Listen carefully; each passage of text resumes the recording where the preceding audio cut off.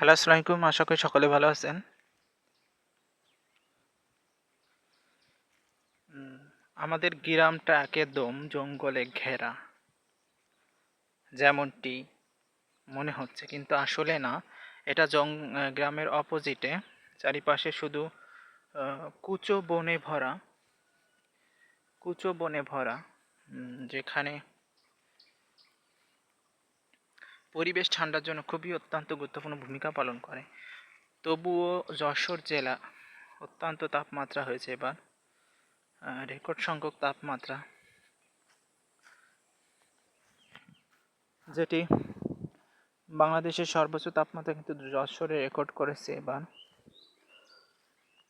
আজকের দিনটা সারাদিন মেঘলা। এদিকে আবার সিলেটের বন্যা কবলে পড়েছে, যেটা আমাদের দেশের জন্য একটি বড় ক্ষতির বিষয়। যেমনটি গত 2 বছর আগে বা গত বছরের আগের বছরই সিলেটে কিন্তু প্রচণ্ড ভয়াবহ বন্যা দেখা দিয়েছিল, যেটিতে প্রায় মাসখানেক উপরে কিন্তু বন্যা কবলিতে পড়েছিল। সিলেটবাসী কি দুর্ভোগটি না হয়েছিল বাংলাদেশের জন্য। সেই থেকে আমাদের এই যশোর জেলাটা কিন্তু একটু নিরাপদ, কারণ এখানে বন্যার পরিমাণটা দেখা দেয় না, যেটা আমাদের জন্য অত্যন্ত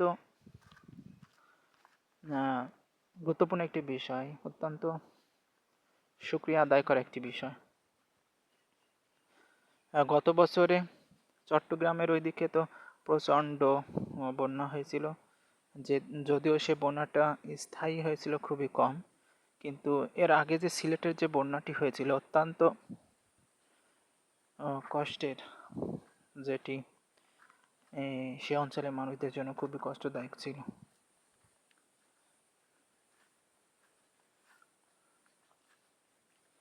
আমি এখন যে স্থানে অবস্থান করছি সেটা একটি কাঠ বাগান। এখানে কাঠ গাছ রোপণ করা হয়েছে। এখানে 2 থেকে 3 বছর আগেও কিন্তু চাষাবাদ করা হতো। বিভিন্ন ধরনের সবজি কিন্তু এই জায়গায় উৎপাদন হতো। আমি যে স্থানে অবস্থান করছি, দেখলে বোঝাই যাবে না যে এখানে চাষাবাদ হয়েছিল। এটা পুরো দস্তুর এখন কাঠবাগানে পরিণত হয়েছে। আর এই সাইডে দেখতে পাচ্ছেন, এখানে কিন্তু লিচু বাগান, অর্থাৎ চাষের জন্য, বিক্রির জন্য কিন্তু এই জায়গায় লিচু চাষ করে। এবছরে সবচেয়ে এই বাগানটিতেই লিচু হয়েছে আমাদের এই পাশে মাত্র অঞ্চলে।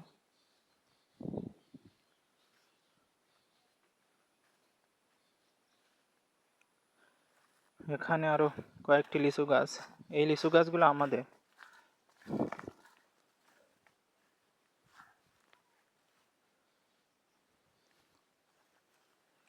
এখানে অল্প কয়েকটা লিচু গাছ আছে ফাঁকা ফাঁকা করে।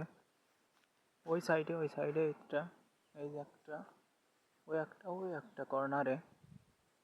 আর আমাদের আরেকটা লিচু বাগান আছে ওই সাইডে, যেহেতু অনেকগুলো লিচু আছে। কি কামটা করলো, এখানে লিচু গাছে চারা রোপণ করা হয়েছিল, মরে গেছে। এবার বাঁচিয়ে নিয়ে চারাগুলো, সেই গাছে কে ছাগল বেঁধেছে। ম্যামা করছো, তোমার মালিক কি কামটা করেছে।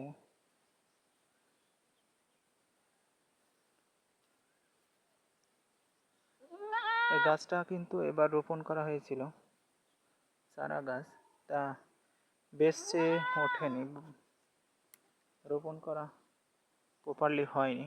এই যে একটা লিচু গাছ, এটা কিন্তু আমাদের।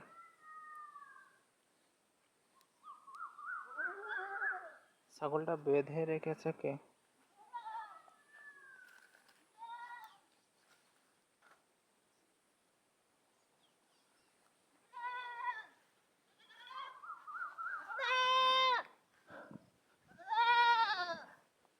সবাই ভালো থাকবেন, সুস্থ থাকবেন। এই পর্যন্তই। এই আশা ব্যক্ত করে আজকের মতো বিদায় নিচ্ছি, এবং দেশ এবং দেশের বাইরে যারা দেখছেন তাদের সবাইকে ধন্যবাদ, পাশে থাকার জন্য ধন্যবাদ। আসসালামু আলাইকুম, বাই বাই।